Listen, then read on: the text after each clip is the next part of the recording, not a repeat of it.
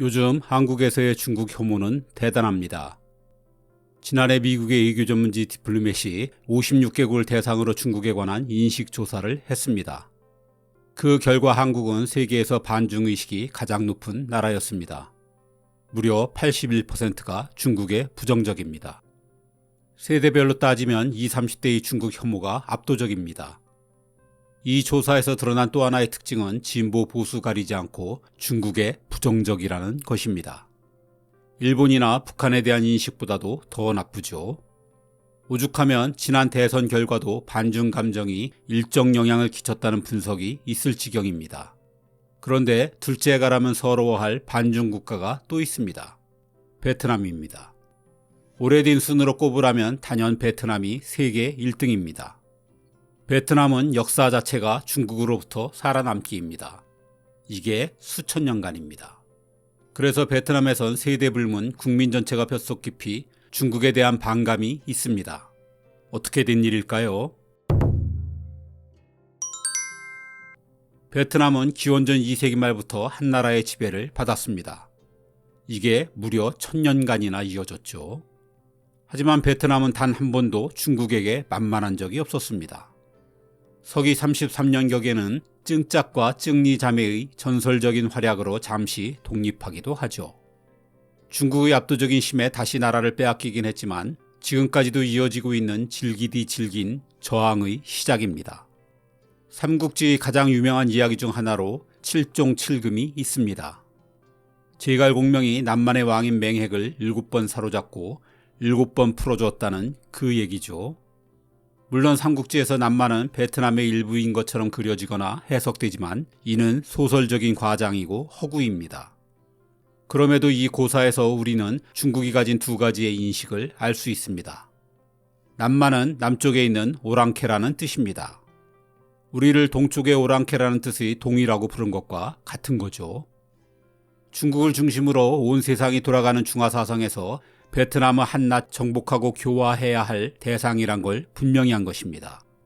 공명은 맹에게 마음을 얻기 위해 여러 차례 풀어주죠. 적 왕의 목을 치고 땅을 빼앗으면 그만인 당시로선 무척 이례적인 인내심입니다. 이건 그만큼 소설에도 등장할 정도로 베트남이 오래전부터 중국의 지배에 고분고분하지 않았다는 걸 말해줍니다. 긴 세월 끊임없이 저항하던 베트남은 드디어 938년에 천년의 한을 풀게 됩니다. 당나라가 멸망하고 5대 십국 시대로 분열된 틈을 타 응호 왕조가 중국으로부터 첫 독립을 이루었습니다. 하지만 이를 가만히 놔둘 중국이 아니죠. 혼란이 송나라에 의해 어느 정도 수습되자 두 차례나 베트남으로 토벌군을 보냈습니다. 하지만 그때마다 실패하죠. 토벌은커녕 이 시기에 베트남은 오히려 10만 대군으로 송나라를 급습해 일시적이지만 지금의 광동성까지 차지하기도 했습니다. 만만히 보던 베트남에 시달리던 송나라는 결국 1174년 처음으로 베트남을 독립국가로 인정하고 맙니다. 그렇다고 완전한 독립국은 아닙니다. 중국과의 체급 차이를 무시할 수는 없었죠. 조선처럼 조공을 바치고 책봉을 받는 4대 관계를 받아들여야 했습니다. 이때 송나라는 베트남을 안남국이라고 부르고 안남국왕에 봉했죠. 당나라 때 이 지역을 남쪽을 안정시킨다는 뜻의 안남이라고 부른데 따른 것이었습니다. 밥을 하면 날아갈 듯한 동남아의 쌀을 요즘도 안남이라고 하는데 여기서 이름을 가져온 것입니다. 그럼에도 안남국의 왕은 스스로를 대월의 황제라 칭하며 중국과의 대등한 관계를 내세우곤 했습니다. 중국이 분열에 빠지면 조공도 바치지 않았죠. 이게 못마땅했던 중국은 통일왕조가 들어설 때마다 베트남에 군을 보냈습니다. 원나라 때는 3번이나 침공했고 명과 청 때도 군사를 일으켰습니다. 그때마다 베트남은 쑥대밭이 되었으니 중국에 대한 원한은 계속 쌓여갔습니다. 이 중 명나라의 대확장을 이끌었던 3대 황제의 영락제는 베트남이 조공을 거부하자 1406년 10만 대군으로 베트남을 병합시켰습니다. 다시 중국의 식민지가 된 베트남을 20년간의 질긴 저항 끝에 독립시킨 게 레 왕조의 초대 황제인 레러이라는 인물입니다. 의병을 일으켜 독립운동에 나선 레러이는 첫 전투에서 패한 후 명과의 정면 대결에선 승산이 없음을 깨달았습니다. 그래서 이후엔 철저하게 적이 쫓아오면 도망가고 물러나면 기습하는 유격전을 벌였습니다. 이를 견디지 못한 명나라는 베트남과 형식적인 조공 관계를 맺고 철수하게 되죠. 레러이의 유격전은 이후 베트남의 핵심적인 군사작전이 되었습니다. 이런 게릴라전으로 베트남은 중국 외에도 프랑스와 미국이라는 거함을 꺾을 수 있었습니다. 청나라 때 침략군은 무려 30만 명이나 되었습니다. 한때 수도인 하노이가 함락되는 어려움을 겪었죠. 하지만 역시 베트남의 특기인 게릴라전으로 청나라를 대패시키고 독립을 유지할 수 있었습니다. 월남이란 이름이 이때 지어졌고 베트남은 월남의 현지어 발음입니다. 이렇듯 중국과의 항쟁이 곧 베트남의 역사입니다. 베트남은 중국이라는 초강대국으로부터 살아남기 위해 북쪽을 축자사자 수비하는 한편 오랜 세월에 걸쳐 남쪽으로 향해 갔습니다. 이 모습은 베트남의 지도에 고스란히 남아 있습니다. 베트남의 국토를 보면 북에서 남으로 해안을 따라 좁고 길게 뻗어 있습니다.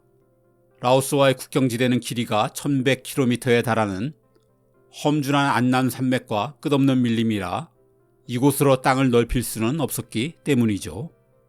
대신 베트남은 남쪽 끝의 메콩강 유역을 캄보디아로부터 빼앗아 200여 년 전에 자국 영토화했습니다.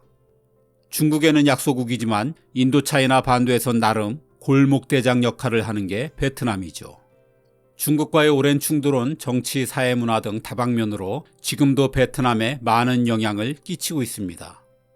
중국과 가까운 하노이의 북부 지역은 아무래도 군사의 중심지라 베트남에서 가장 보수적입니다. 반면 큰 군사적 위협이 없는 호치민의 남부는 경제에 전념하면서 베트남에서 가장 진보적이죠. 중국의 영향을 많이 받는 북부는 한중일과 비슷한 동아시아 영향권이고 남부는 동남아시아 문화권의 특징을 갖고 있기도 합니다. 베트남과 중국의 관계는 두 나라가 공산화되면서 한때 극적인 동맹관계를 맺기도 했습니다. 세계가 공산주의와 자본주의의 두 진영으로 나뉘면서 중국이 프랑스와 독립전쟁을 벌이던 베트남을 지원한 것입니다. 베트남이 미국이라는 골리앗과의 전쟁에서 이긴 것도 중국의 지원이 큰 몫을 했죠. 하지만 이념을 같이 하는 동지적 관계도 영토 욕심 앞에선 한낱 휴지 조각인 게 냉혹한 국제사회의 현실입니다. 베트남이 미국과의 전쟁에 정신없는 틈을 타 중국이 베트남 영토했던 파라사일 제도를 점령해 버렸습니다. 이게 오늘날 미국까지 개입된 남중국해 국제분쟁의 싹이 되었죠. 다시 악화된 양국 관계는 베트남이 중국의 지원을 받던 캄보디아를 점령함으로써 다시 전쟁으로 치닫게 되었습니다. 정예병이 캄보디아 파견된 허점을 노리고 중국은 1979년 60만 병력으로 베트남을 침공했습니다. 하지만 베트남의 예비 병력도 당해내지 못하고 겨우 한 달 만에 별 소득 없이 물러났습니다. 10년 뒤에 양국은 평화협정을 체결해 비로소 전쟁을 마무리했지만 베트남은 요즘 또 다른 위기감에 쌓여 있습니다. 다시 베트남의 지도를 봅니다. 19세기부터 20세기 중반까지 베트남의 수도였던 후에와 최근 한국인들에게 인기 여행지인 다낭에 있는 중부 지역은 허리가 잘록합니다. 가장 폭이 짧은 곳은 불과 50km밖에 되지 않죠.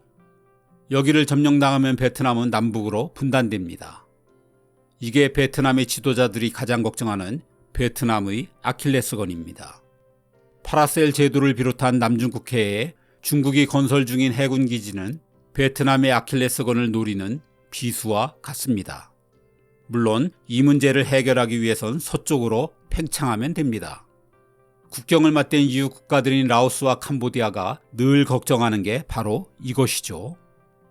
그래서 라오스와 캄보디아도 살기 위해 친중을 하게 되었습니다. 이렇게 되자 베트남은 중국과 라오스, 캄보디아의 포위된 꼴이 되었지요. 베트남이 중국에서 벗어나려 할수록 주변 국가들이 오히려 친중 국가가 되어 베트남을 위협하는 역설, 이게 베트남의 딜레마입니다.